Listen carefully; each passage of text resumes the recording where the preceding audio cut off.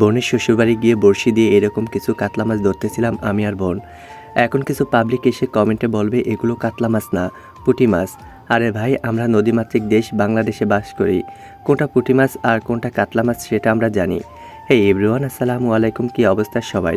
আশা করি সবাই ভালো আছেন।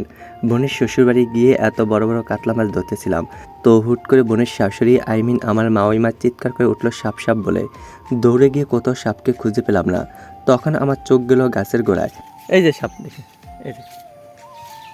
এই যে কি সুন্দর করে বসে রয়েছে। সুন্দর আছে সাপটা, সাপটা সুন্দর আছে। কি সুন্দর চুপ করে বসে আছে সাপটি। পরবর্তীতে আপুর দূর সম্পর্কের দেবর সাপটাকে রামদোলায় দিয়ে মাটিতে সোজা করে রেখে দিল। আসলে সাপটি অনেক কিউট ছিল, ঠিক আমার বন্ধুর গার্লফ্রেন্ডের মতো। তবে সবার উদ্দেশ্যে একটাই কথা, সাপ প্রকৃতির ভারসাম্যকারী একটি প্রাণী।